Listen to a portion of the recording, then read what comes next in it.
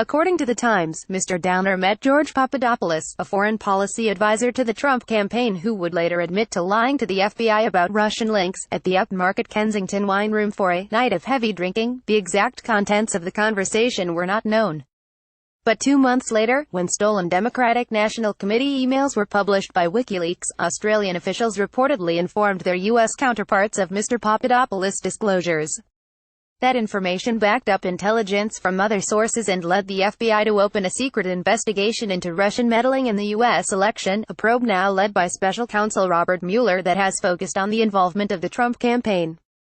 Sunday's revelations about the Australian tip-off helps answer questions about what prompted the FBI's probe in July 2016. Former FBI Director and Special Counsel Robert Mueller photo, APMR Downer did not respond to calls on Sunday.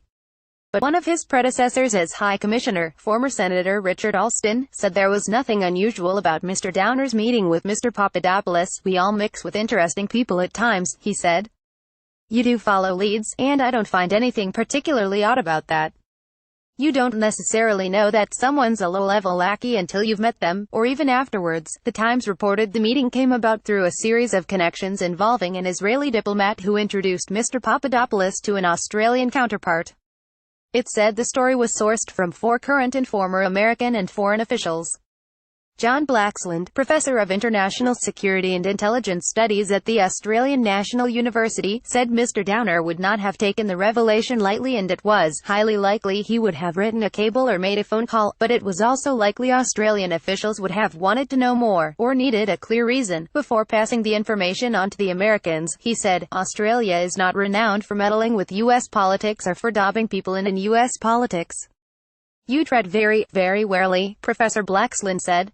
"It would be highly unusual for Alexander Downer to act on something like that unless he had pretty good reason." Mr. Alston said intelligence officials would have been responsible for decisions about informing the Americans, not Mr. Downer. "You tell those people and then you leave it up to them.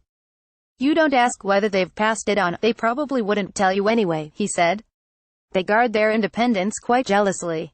They certainly don't share strategies and things like that with diplomats, even the High Commissioner.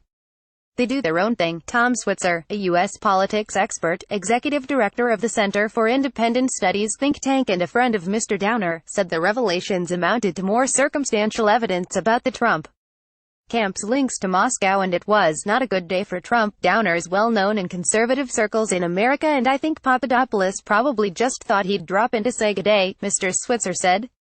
"He probably fancied himself as a bit of a player when he wasn't actually that big a deal. Downer might have smelled a rat and thought this guy's just a bit of a dodgy character.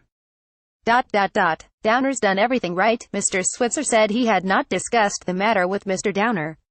In April, the Turnbull government extended Mr. Downer's posting in London. He will be replaced by former Attorney General George Brandis, most likely after February, giving time for Senator Brandis to make a valedictory speech. On Twitter, many Americans told Mr. Downer he was a hero and had helped to save democracy in the U.S. In domestic politics, Mr. Downer is best known for his disastrous run as leader of the Liberal opposition in 1994, his encounter with a pair of fishnet stockings, and his nearly 12 years as foreign minister in the Howard government. Michael Koziol is the immigration and legal affairs reporter for the Sydney Morning Herald and The Age, based in Parliament House. Sign up for our daily wrap of the news you need to start your day.